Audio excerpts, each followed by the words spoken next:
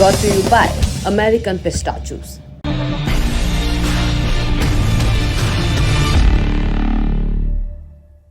सबसे पहले आपको 3 घटनाएं बताते हैं। पहली घटना 1998 में अमेरिका में एक कानून पारित किया गया। इसके तहत धार्मिक स्वतंत्रता का उल्लंघन करने वाले विदेशी अधिकारी और नेता वीजा के लिए अयोग्य माने गए। इसी कानून के तहत 2005 में अमेरिका ने गुजरात के तत्कालीन मुख्यमंत्री नरेंद्र मोदी को वीजा देने से मना किया था। तब अमेरिका के राष्ट्रपति होते थे जॉर्ज डब्ल्यू बुश, जो वैसे तो भारत के प्रति उदार माने जाते थे और भारतीय एजेंसियों के साथ मिलकर अपना वॉर ऑन टेरर भी चला रहे थे, मगर उनके प्रशासनिक अफसरों ने नरेंद्र मोदी को वीजा नहीं दिया। कारण दिया गया कि मुख्यमंत्री रहते हुए नरेंद्र मोदी 2002 के गोधरा दंगे रोकने में विफल रहे। अमेरिकी अखबार वॉल स्ट्रीट जर्नल की रिपोर्ट के मुताबिक अमेरिकी अधिकारियों ने पुष्टि की है कि मोदी पहले व्यक्ति थे जिन्हें इस प्रावधान के तहत अमेरिका का वीजा देने से मना किया गया था। दूसरी घटना 9 साल बाद घटी। इसके गुजरात के मुख्यमंत्री देश के प्रधानमंत्री चुन लिए गए। तब अमेरिका के राष्ट्रपति थे बराक ओबामा।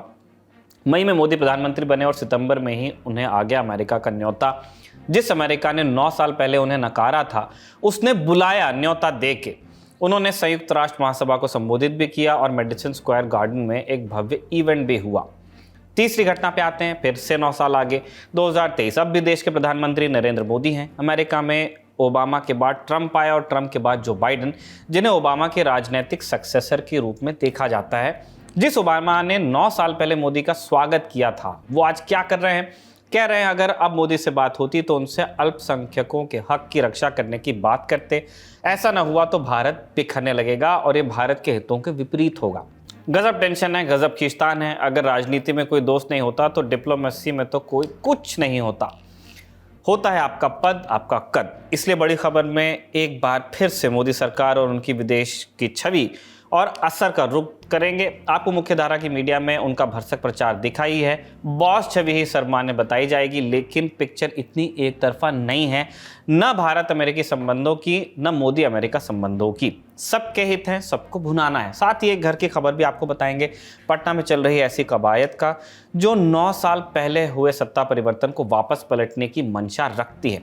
अभी बस मंशा तक ही बात तय है, दम रखती है नहीं, यही जानने बताने की कोशिश करेंगे। नमस्कार, मेरा नाम है निखिल और आप देखना शुरू कर चुके हैं दी ललन टॉप शो।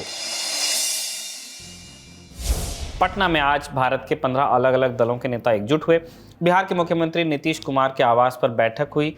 बैठक के शुरू होने से पहले नेताओं ने क्या कहा, बैठक में क्या बात हुई और बैठक के बाद क्या कहा गया, क्या फैसले लिए गए, क्या निष्कर्ष निकले और पटना के बाहर अलग अलग राज्यों से क्या प्रतिक्रियाएं आई, इन सब पर विस्तार से चर्चा करेंगे हम। पहले यूएस जाने से पहले तो आप मीटिंग में आने वालों की लिस्ट पर ही गौर कर सकते हैं। 15 दलों के 27 नेता थे कुल। जेडीयू से नीतीश कुमार, तृणमूल कांग्रेस से ममता बनर्जी और अभिषेक बनर्जी, कांग्रेस से मल्लिकार्जुन खड़गे और राहुल गांधी, आम आदमी पार्टी से अरविंद केजरीवाल और भगवंत मान, डीएमके से एमके स्टालिन और टीआर बालू, झारखंड मुक्ति मोर्चा से हेमंत सोरेन, शिवसेना उद्धव बालासाहेब ठाकरे से उद्धव ठाकरे और संजय राउत, एनसीपी से शरद पवार और सुप्रिया सुले, आरजेडी से लालू प्रसाद यादव और तेजस्वी यादव, समाजवादी पार्टी से अखिलेश यादव, सीपीएम से सीताराम येचुरी, नेशनल कॉन्फ्रेंस से अमर अब्दुल्ला, पीडीपी से महबूबा मुफ्ती, भाकपा एमएल से दीपांकर भट्टाचार्य और भाकपा से डी राजा।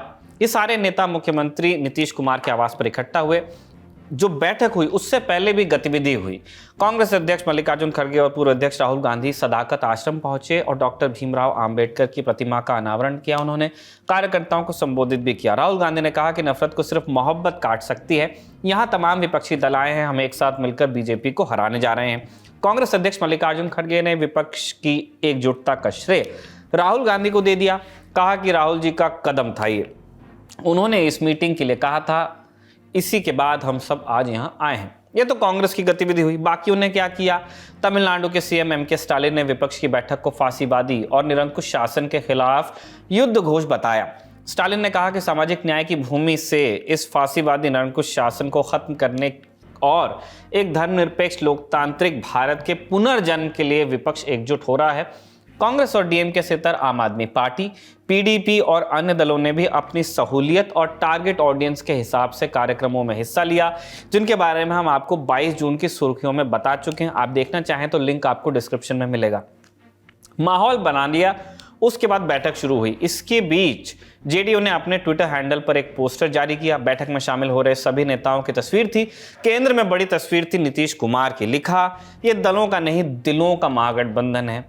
लेकिन दिलों का यह महागठबंधन कितना टिकाऊ होगा, इस पर सवालिया निशान भी लगे। अभी बैठक खत्म होती उससे पहले रुझान आने लगे। सोर्सेस के हवाले से बैठक से खबर आई, राहुल गांधी ने कहा कि विपक्षी दलों की एकजुटता बहुत जरूरी है, लेकिन यह भी जरूरी है कि यह एकजुटता साफ दिल से हो, आमने सामने साफ साफ बात हो, यह नहीं कि अंदर कुछ और बाहर कुछ और कहा जाए। तो पश्चिम बंगाल की मुख्यमंत्री ममता बनर्जी ने कहा कि सबको बड़ा दिल दिखाना होगा, आपस में लड़ेंगे तो बीजेपी को ही फायदा होगा। ममता का इशारा बंगाल में राज्य सरकार के खिलाफ कांग्रेस पार्टी के धरना प्रदर्शन पर था। इधर बैठक चली रही थी कि बंगाल के मुर्शिदाबाद से बंगाल कांग्रेस अध्यक्ष और लोकसभा में कांग्रेस के नेता अधीर रंजन चौधरी का बयान आ गया। अधीर रंजन चौधरी ने कहा कि साफ साफ सुन लीजिए, पश्चिम बंगाल में ममता की जी हुजूरी कर कांग्रेस ने कभी राजनीति नहीं की है और ना ही करेगी। कांग्रेस नेता ने स्पष्ट कहा कि तृणमूल कांग्रेस चोरों की पार्टी है। आप खुद उनसे सुनिए उनकी भाषा।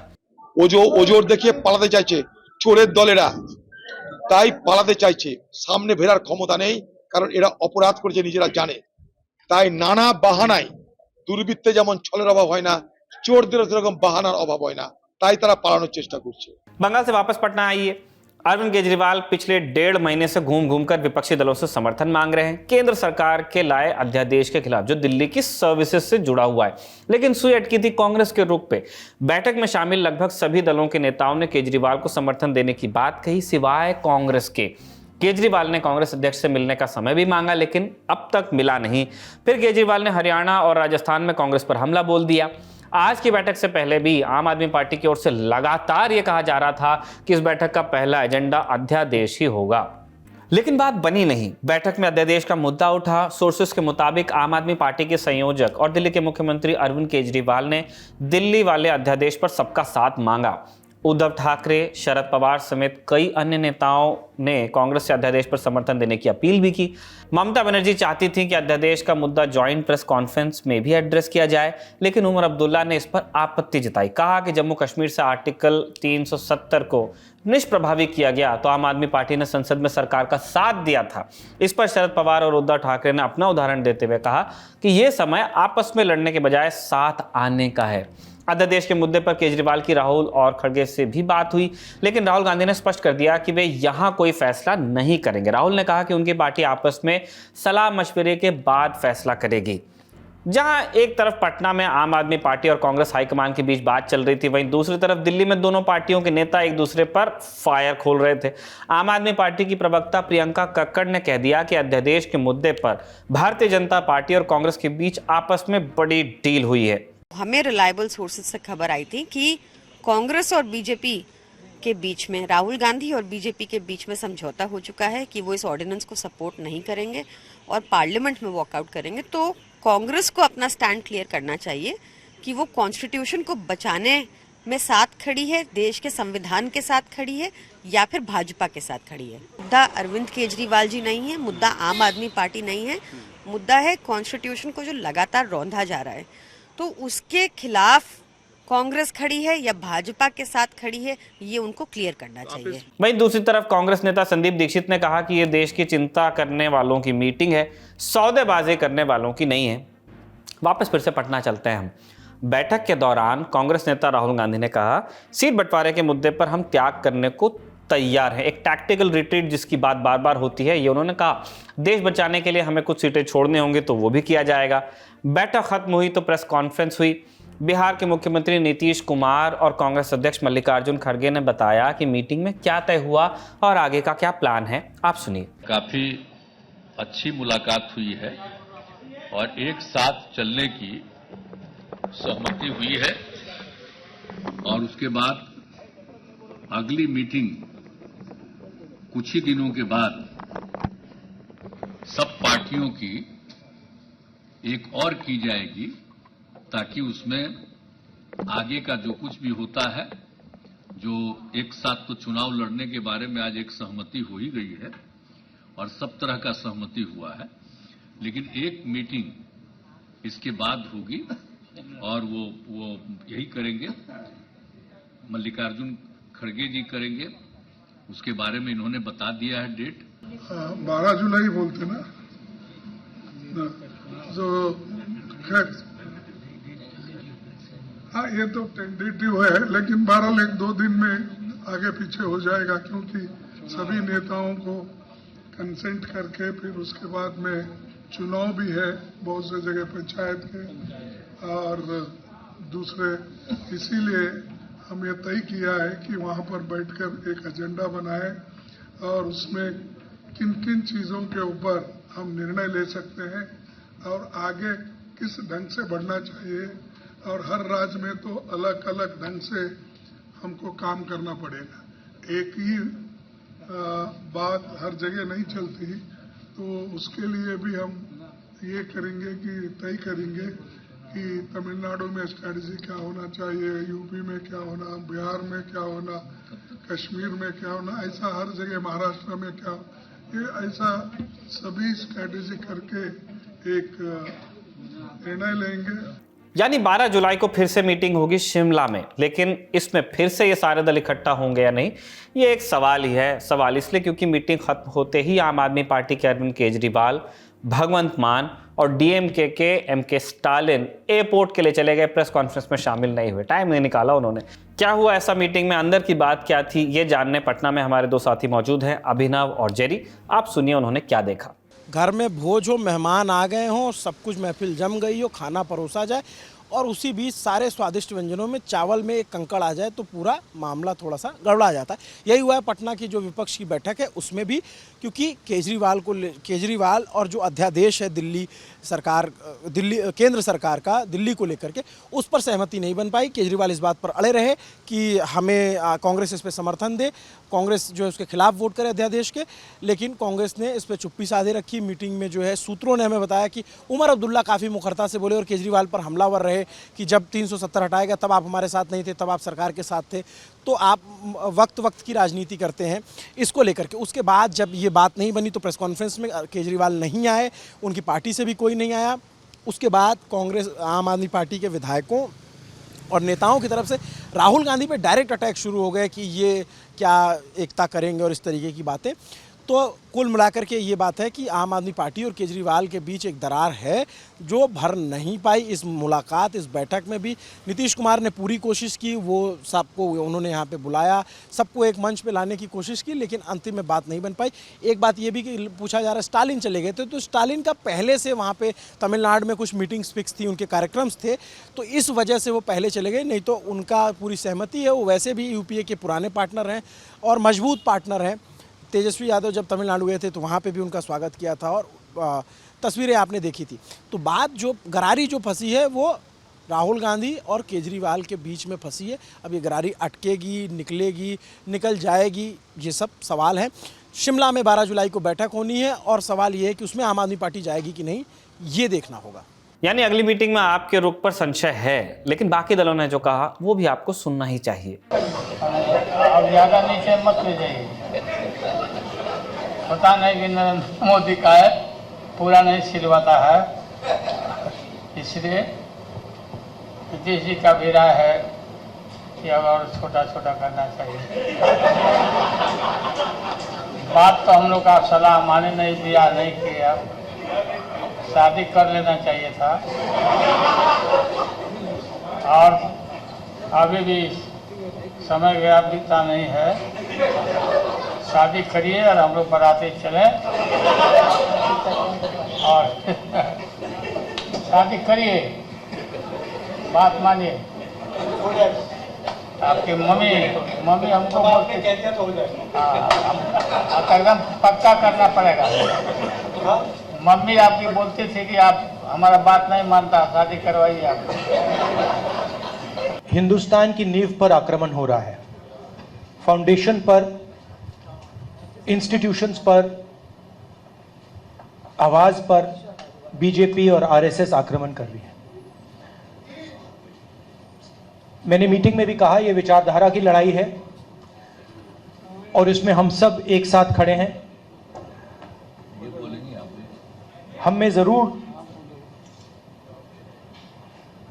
थोड़ी थोड़ी डिफरेंसेस होंगी, मगर हमने ये निर्णय लिया है कि हम एक साथ काम करेंगे, फ्लेक्सिबिलिटी के साथ काम करेंगे और जो हमारी विचारधारा है जिसको हम शेयर करते हैं उसकी हम रक्षा करेंगे।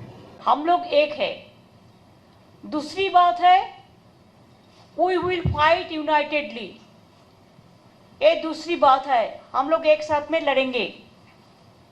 तीसरी बात ये हुआ है कि हमारा लड़ाई, हमको अपोजिशन मत बोलो, हम लोग भी देश का सिटीजन है, हम लोग भी पैट्रियोटिक है, हम भी देशप्रेमिक है, हम भी भारत माता कहते हैं। मणिपुर जलने से हमारा भी आग जलते हैं। जब भी जो भी हमारे देश के प्रजातंत्र पर आघात करेगा उसका हम सब मिलकर विरोध करेंगे। हमेशा यह कहा जाता है कि विपक्ष की एकता होगी कि नहीं होगी। मैं तो अपने आप को विपक्ष तो मानता ही नहीं हूं। हाँ, विपक्ष जरूर जो भी देशद्रोही है और जो भी देश में तानाशाही लाना चाहते हैं उसके विरोध में हम रहेंगे, जरूर रहेंगे। और आज से शुरुआत हुई है, मुझे पक्का भरोसा है जब शुरुआत अच्छी होती है तो आगे सब कुछ अच्छा होता है। आज पटना और बिहार नए राजनीतिक नव जागरण का गाभा बन रहा है। आज केवल दल यहां नहीं बल्कि देश के लोग, देश के नेता मिल रहे हैं।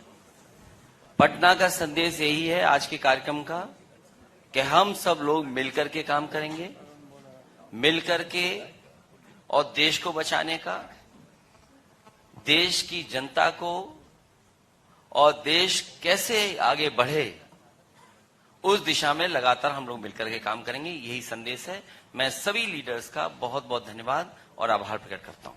विपक्षी दलों के इस महाजुटान पर भारतीय जनता पार्टी की भी प्रतिक्रिया आई। बीजेपी ने कहा कि पटना में फोटो खिंचवाने के लिए लोग इकट्ठा हुए हैं, चुनाव में प्रधानमंत्री पद की कोई वैकेंसी नहीं है। आप सुनिए। मैं विशेषतः कांग्रेस पार्टी का आभार व्यक्त करती हूं कि उन्होंने सार्वजनिक तौर पर यह घोषित कर दिया कि कांग्रेस नरेंद्र मोदी को हराने में अकेले नाकाम है, उन्हें सहारे की जरूरत है।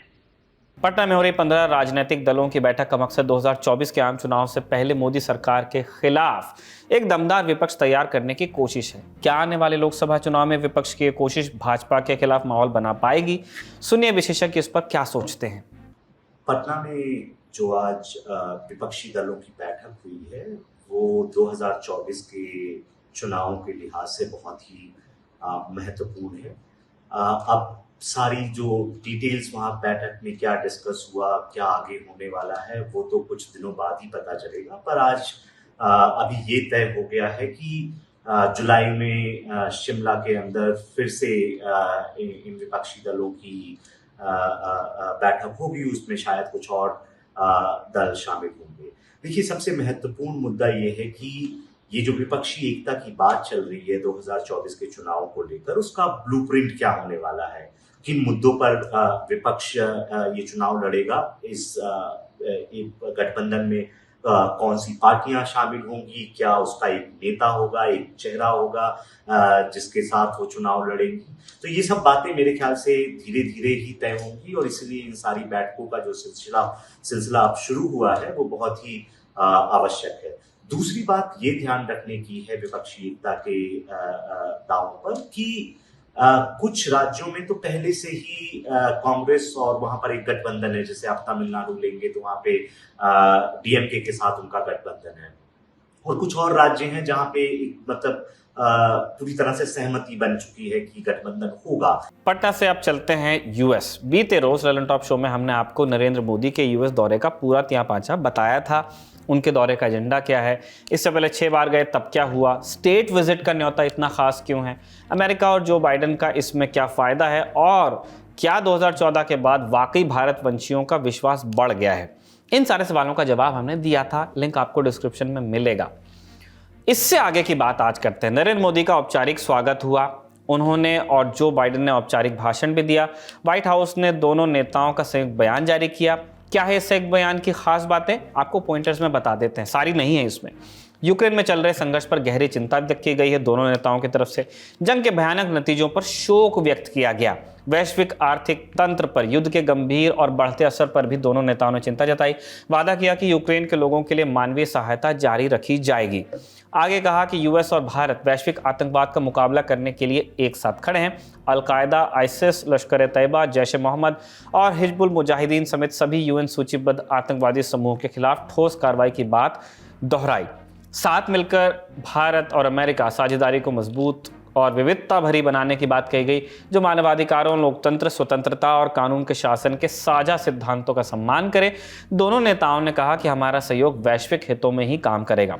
अर्थ साइंस, स्पेस साइंस और स्पेस टेक्नोलॉजी के क्षेत्र में जो आपसी सहयोग बढ़ा है, दोनों ही नेताओं ने इसकी सराहना की। नासा और इसरो के बीच स्ट्रेटेजिक फ्रेमवर्क डेवलप करने के फैसले का भी स्वागत हुआ, ताकि 2023 के अंत तक अंतरिक्ष में इंसान को भेजा जाए।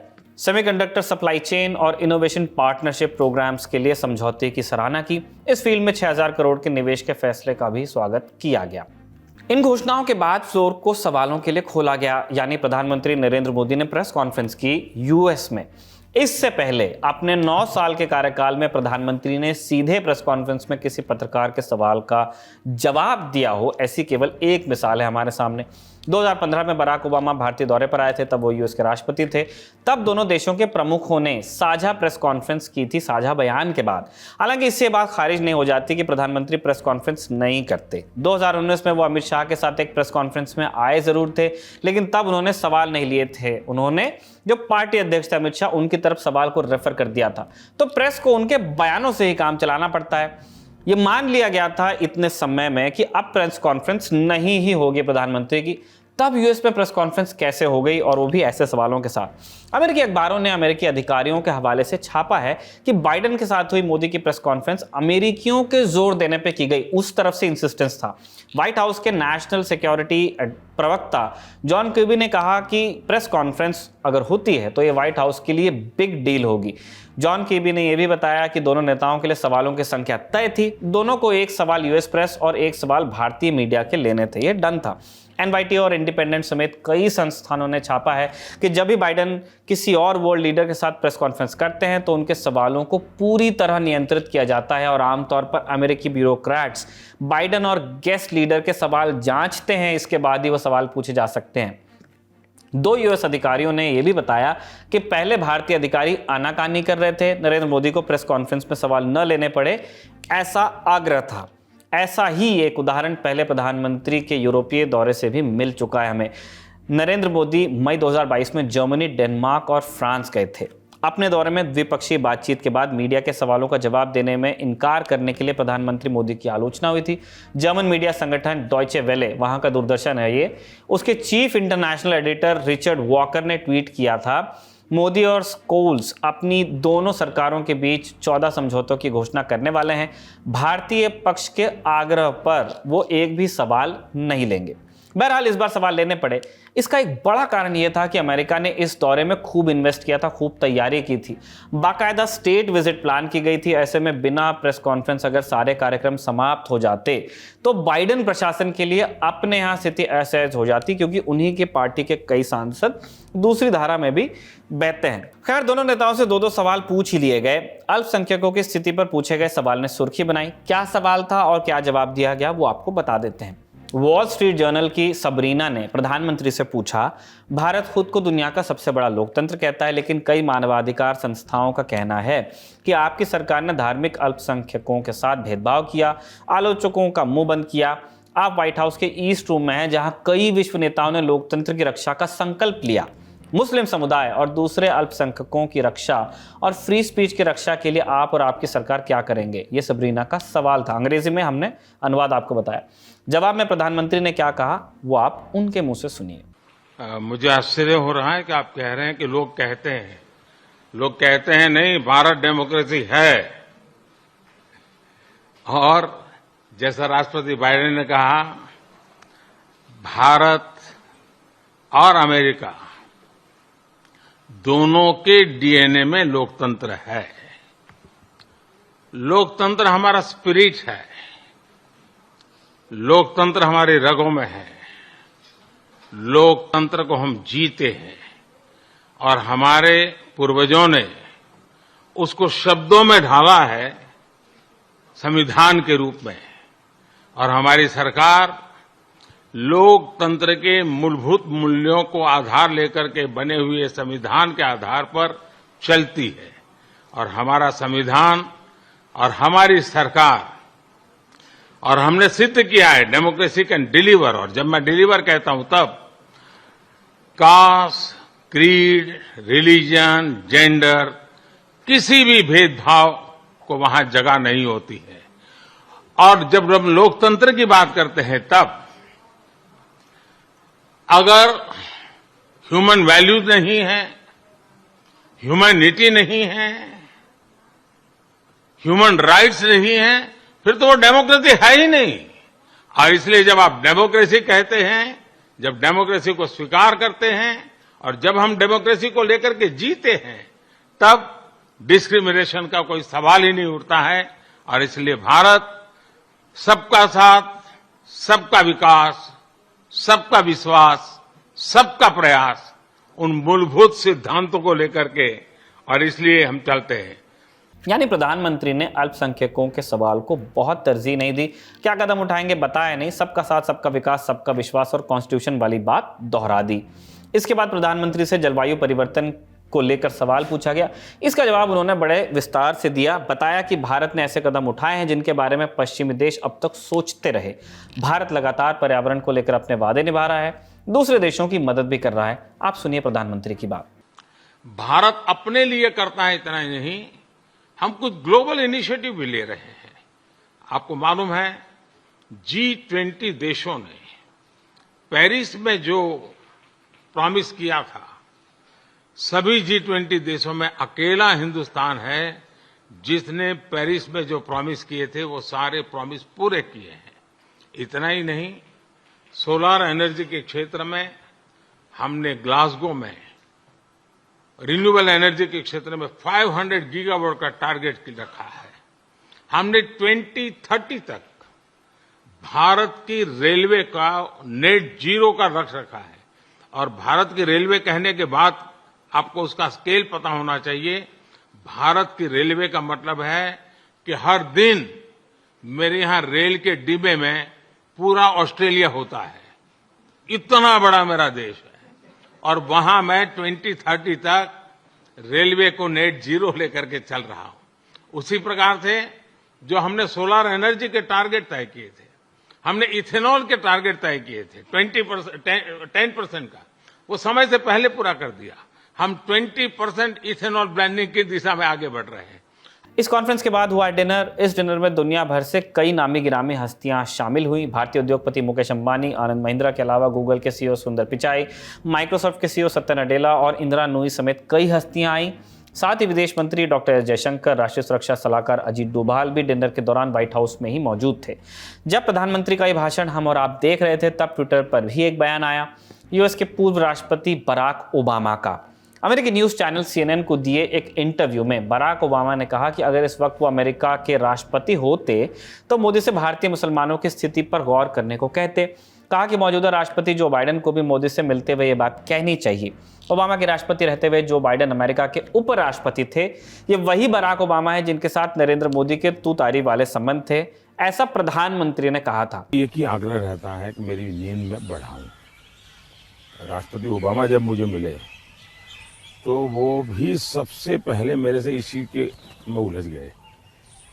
बोले मोदी जी क्यों ऐसा करते हैं? बोले हम दोनों अच्छे दोस्त हैं जी, तू तारी करके बुलाते हैं एक दूसरे को, तो तू ऐसा क्यों करता है जी? तुझे आज पता नहीं है, ये तेरा नशा है काम का, तुम करते रहोगे, लेकिन तुम अपना नुकसान कर रहे हो। और वो जब भी मिलते हैं कि तुम मेरी बात मानते हो नहीं मानते हो, नींद बढ़ाई कि नहीं बढ़ाई। अब पता नहीं मेरा एक बॉडी साइकिल ऐसा हो गया है। ओबामा ने क्या कहा, उससे ज्यादा जरूरी बात यह है कि एंकर ने किस भाषा में सवाल पूछा। CNN की क्रिश्चियन अमनपौर ने ओबामा से लोकतंत्र को लेकर सवाल किया था, पूछा था जो बाइडेन फिलहाल यूएस में नरेंद्र मोदी का स्वागत कर रहे हैं, उन्हें भी तानाशाह या संकुचित प्रजातंत्रवादी, ऑटोक्रेटिक इलिबरल डेमोक्रेट, ये अंग्रेजी थी उसकी, माना जाता है। ऐसे लीडर से कैसे डील किया जाना चाहिए। तब ओबामा ने जवाब दिया, यह आसान काम नहीं है, अमेरिकी राष्ट्रपति को कई चीज़ें स्वीकार करनी पड़ती हैं। ओबामा कहते हैं कि मैं जब राष्ट्रपति था मैं भी लोगों से मिलता था, मेरा सवाल होता था कि क्या ये लोग अपनी सरकार, अपनी राजनीतिक पार्टी को प्रजातांत्रिक तरीके से चलाते हैं या नहीं, और कई बार इसका जवाब नहीं भी होता था। पर आपको इन लोगों के साथ व्यापार करना पड़ता है, बिजनेस, व्यापार वाला नहीं, काम वाला। ये राष्ट्रीय सुरक्षा के लिए ज़रूरी है। ओबामा ने आगे कहा कि अगर नरेंद्र मोदी से उनकी बात होती तो वो उनसे कहते, अगर भारत के अल्पसंख्यकों की रक्षा नहीं की गई तो ऐसा वक्त आ सकता है जब भारत टूटने लगेगा। हमने देखा है कि जब ऐसे आंतरिक कलह होती है तब क्या होता है। ये सिर्फ मुसलमानों के भारत के लिए खराब नहीं है, हिंदुओं के भारत के लिए भी चिंता का विषय होगा। ओबामा ने तो इट्स ऑल बिजनेस और अगर मैं होता की शक्ल में बात कही, लेकिन गौर करने वाली बात यह है कि एंकर ने सीधे तौर पर नरेंद्र मोदी को ऑटोक्रेटिक और इलिबरल यानी निरंकुश और बेदार नेता कहा। माने जिस बॉस छवि का डंका बजाया जा रहा है उसका एक दूसरा पक्ष भी है। इस इमेज या परसेप्शन में कितना दम है? क्या एक आम अमेरिकी और अमेरिकी मीडिया के लिए नरेंद्र मोदी की इमेज यही है? ये सवाल हमने किए अंतर्राष्ट्रीय मामलों के जानकारों से। आम अमेरिकी के मन में क्या है नहीं है ये तो सर्वेक्षण से पता चलेगा। और हम ये भी जानते हैं कि अमेरिका में अमेरिका की आबादी का बहुत बड़ा हिस्सा ऐसा होता है जो आमतौर पे इन सब चीजों में न तो उसकी रुचि रहती है, न ही गहरी जानकारी होती है। इस बारे में हम लोग कई सारी कहानियां पढ़ते जानते हैं। दूसरी चीज की अमेरिकी मीडिया की जहां तक हम बात करें, अगर आप प्रधानमंत्री मोदी से की यात्रा के से पहले के जो लेख आ रहे थे, जो उनके थिंक टैंक के जर्नल्स हैं, उनकी पत्रिकाएं हैं, या नॉर्मल मेन स्ट्रीम मीडिया है, चाहे वो फॉक्स हो, CNN हो, चाहे न्यूयॉर्क टाइम्स हो, चाहे वाशिंगटन पोस्ट हो, मैं उनका फॉलो अप कर रहा था। इनफैक्ट आज सुबह ही मैं चार्ट भी बनाया कि कौन क्या लिख रहा है। तो निश्चित रूप से और अमेरिका में चूंकि इस तरीके का डिवाइड है, डोनाल्ड ट्रंप जैसा एक राजनेता वहां के राष्ट्रपति रह चुके हैं अभी हाल में, तो इस तरीके का कैटेगराइजेशन होना हम मतलब एक अचरज की बात नहीं होनी चाहिए, क्योंकि यह सच भी है। हम लोग कम से कम हिंदुस्तान के अपने अनुभव से ये कह सकते हैं कि प्रधानमंत्री जिस विचारधारा से आते हैं, जो उनकी राजनीतिक शैली है, जो उनकी बहुत सारी नीतियां हैं, वह एक तरीके से बहुसंख्यकवाद कह लें उसको, आप हिंदुत्व की राजनीति कह लें, उससे प्रभावित है, उससे जुड़ी हुई है। वो उस तरीके की राजनीति करते हैं, या दूर दक्षिण पंथ कह लें आप। इनफैक्ट CNN ने आज ही, मैं कुछ क्लिपिंग्स देख रहा था तो उस पर चल रहा था कि far right leader Narendra Modi. तो ये कैटेगराइजेशन कोई हमको आश्चर्य नहीं होना चाहिए जो क्रिस्टीन अमनपुर ने प्रधानमंत्री के लिए इस्तेमाल किया है।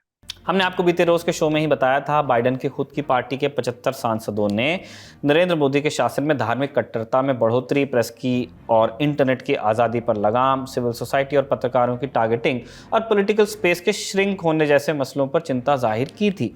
लेकिन तथ्य ये भी है कि 500 सांसद तो सुनने भी गए थे, यानी ज़्यादा सुनने गए थे। तो क्या ये मान लिया जाए कि अमेरिका की मेजॉरिटी उनके साथ है और वो नरेंद्र मोदी जैसा ही नेता चाहती है? इस सवाल पे विशेषज्ञों ने क्या कहा, अब आप ये सुनिए। जो 75 सांसदों ने लिखा उसमें से सबने बायकॉट भी नहीं किया, और ये हर इस तरीके के आयोजन में होता है कि कुछ नेता अनुपस्थित रहते हैं, वो हर मीटिंग अटेंड नहीं करते। और अमेरिका के जो सीनेटर हैं, जो हाउस के मेंबर हैं, वो इस बात के लिए कुख्यात हैं कि वो अपनी दुनिया में रहते। दूसरी तरफ हमको ये देखना चाहिए कि वहां पे हर पार्टी के अंदर अलग अलग ग्रुप्स बने हुए, अलग अलग लॉबीज हैं, जो लॉबीज अलग अलग तरीके से, मैं ये नहीं कहूंगा, मैं उन पर कोई आरोप नहीं लगा रहा हूं, वहां पे लॉबिंग को आधिकारिक लीगल माना जाता है, वैध माना जाता है। आप किसी मुद्दे पे अगर आप लॉबिंग कर रहे हैं तो जैसे मान लीजिए कि अरब फिलिस्तीन पर एक ग्रुप है, इजराइल के लिए एक ग्रुप है, अफ्रीका के लिए एक ग्रुप बना हुआ है, इसी तरीके से कुछ है जो क्लाइमेट चेंज को लेके ग्रुप बना हुआ है। तो ऐसे बहुत सारे हेल्थ को लेके कई तरीके के कॉकस बने हुए हैं, रिपब्लिकन पार्टी के भीतर भी हैं और इनके यहाँ भी हैं। कुछ ऐसे कॉकस भी हैं जिसमें दोनों पार्टियों के लोग, तो उसमें से कुछ लोगों ने, और 75 की संख्या कितने हैं, 538 हैं हाउस में और 100 है सीनेट में। तो 75 की संख्या बहुत बड़ी नहीं है, लेकिन उसमें कुछ ऐसे लोग हैं, सीनेटर जैसे Elizabeth Warren, senator Bernie Sanders या इल्हान ओमर या एओसी हाउस की मेंबर्स जो हैं, प्रिया जो इंडियन ओरिजिन की हैं, तो ये लोग बहुत सारे मुद्दों पर दुनिया भर के अलग अलग देशों के बारे में मुद्दे उठाते रहे हैं। तो इनके लिए भी ये नया नहीं है और अमेरिकी राजनीति में भी ये नया नहीं। कोई भी जाता है तो इस तरीके की चीजें होती हैं और सिर्फ अमेरिका में नहीं होता। अभी आपने देखा होगा ऑस्ट्रेलिया जब प्राइम मिनिस्टर गए थे तो वहां के कुछ विपक्षी सांसदों ने अलग अलग कुछ मानवाधिकार संगठनों के साथ मिलके उस डॉक्यूमेंट्री का प्रदर्शन किया था और कुछ विरोध के कार्यक्रम हुए थे। तो ये होता है और होना चाहिए। बस ये है कि मैं केवल बराक ओबामा के लिए ये बात जरूर कहूंगा और बहुत सारे सीनेटरों के बारे में भी कहा जा सकता है ये बात कि आप दुनिया भर के तानाशाहों को हथियार बेचते हैं, आप दुनिया भर में युद्ध थोपते हैं। खुद बराक ओबामा पे बहुत गंभीर आरोप हैं। आज जो यूक्रेन का क्राइसिस है इसकी बुनियाद इन्होंने ही रखी थी 2014 में। उसके बाद यमन में जो कुछ भी हुआ, आज देखिए चीन के प्रयासों से सऊदी अरब और ईरान मिलके यमन को ठीक ठाक कर रहे हैं, तो उससे अमेरिका को दिक्कत हो रही है। और आप जानते हैं कि अमेरिकी राष्ट्रपति इस बात के लिए कुख्यात रहे हैं कि किसने कितनी लड़ाइयां घोषित की। तो मुझे इस तरीके के एक दोहरे मानदंड जो अमेरिकी राजनीति का है, चाहे पश्चिम की राजनीति का है, उससे थोड़ी सी पीड़ा जरूर होती है, उसका अफसोस जरूर होता है। लेकिन मैं सभी सीनेटरों और सभी कांग्रेस के सदस्यों को यह नहीं कह सकता हूं कि सब जो है गलत मंशा से या प्रधानमंत्री को अपमानित करने के लिए ऐसा कर रहे हैं। वो उनको लग रहा है कि ये मुद्दे उठाए जाने चाहिए तो वो मुद्दे उठाए जाने चाहिए। तो सुना आपने, अमेरिका में मोदी को लेकर समर्थन या विरोध दोनों अलग अलग लॉबिंग का हिस्सा है। अमेरिका में लॉबिंग भारत की तरह गाली नहीं है, वहां अलग अलग प्रेशर ग्रुप्स खुलेआम ये काम करते हैं और अमेरिकी संस्कृति में ये वैध माना जाता है। इसीलिए इसे लेकर ज्यादा आग्रह करना ठीक नहीं है कि कौन किसको पसंद या नापसंद करता है। हमें यह समझना है कि ये दो व्यक्तियों से ज्यादा दो देशों के बीच अहम बातचीत का मंच था। बीते 20 सालों में भारत और अमेरिका दोनों जगह विरोधी दल सरकार बना चुके हैं, एक से ज्यादा बार। बावजूद इसके दोनों देशों के बीच संबंध में सुधार एक सातत्य के साथ होता रहा है। यही प्रक्रिया एक कदम और आगे बढ़ गई है। यह था आज का लंडन टॉप शो। अगले एपिसोड में आपसे मुलाकात होगी, ऐसी उम्मीद के साथ हम विदा ले रहे हैं। लेकिन उससे पहले आपके लिए एक सूचना भी है। लंडन टॉप के अंतर्राष्ट्रीय फैंस को हम न्योता दे रहे हैं। सौरभ द्विवेदी निकले हैं यूरोप यात्रा पर, जहां वो दर्शक मीट करने वाले हैं। आपको कहां कहां वो मिलेंगे ये जानकारी स्क्रीन पर नजर आ रही है। अगर आप भी मिलना और बात करना चाहते हैं तो हमें lt@lalantop.com पर मेल कर सकते हैं। देखते रहिए दी ललन टॉप।